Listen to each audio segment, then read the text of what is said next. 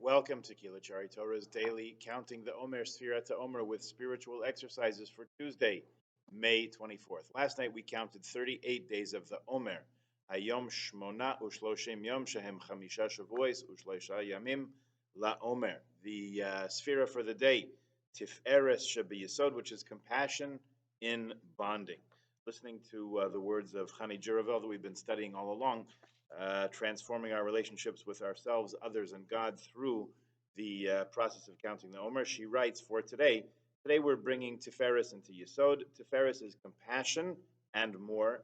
If you recall from the week that we spent talking about it, it's the perfect blend of chesed, which is kindness, together with gvura, which is discipline.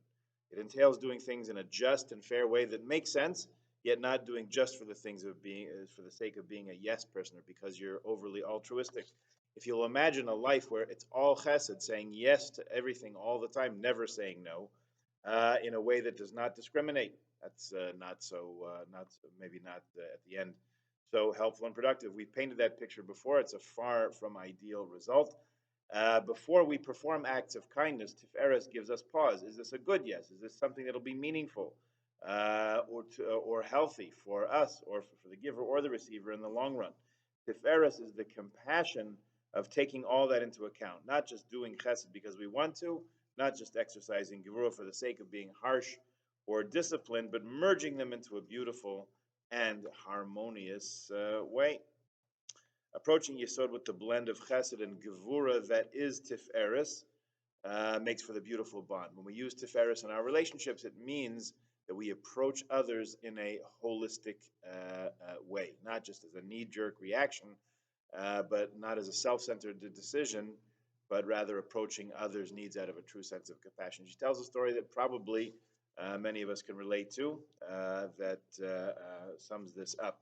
She introduces that the coronavirus has taught us more than ever how to approach our bonding with Tiferes. If it was up to us, we'd be going and coming and kissing, hugging, sharing, and inviting. However, compassion, which is caring for others while taking the bigger picture into account, dictates that that's not been the modus operandi for the last couple of years.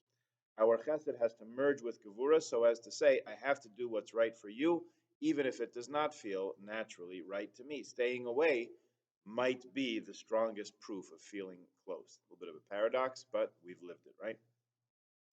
Here's her story. The other day it hit me. I went to a store where I was told that only 2 customers would be allowed in at a time, and all mandatory requirements would be observed. When I got there, it turned out that the other person in the vicinity was not observing the mandatory requirements, and at a point where the virus was so rampant, I was a little taken aback by this.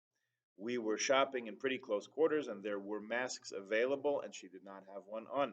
As gently and politely as possible, I said, you and I both want to shop. The store promised to maintain requirements.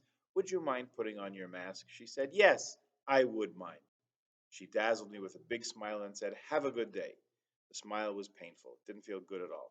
I'm sure the woman is a kind person, but if she really wanted to smile at me, if she really wanted to make me feel good, make my day, she would have concerned herself with the gevura that I needed from her. She would have cared about maintaining appropriate safety measures that made me feel cared for. It hit me being in that position, she writes, that I want to remember this.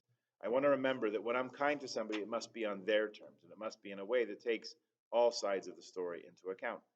Tiferes of Yesod. I want to bond with you, but I want it to be done in a beautiful, balanced way. I want to provide the harmony in our relationship that will make you feel cared and provided for holistically, taking into account your needs as well as mine. Give yourself credit for all the ways you invest in your bonds that go beyond your gut, even in times that are in some ways so bizarre. Today's call to action, she writes, when was the last time you said yes in a relationship that's important to you? When was the last time you said no? Reflect on how you felt about saying each one. Did you say them lovingly?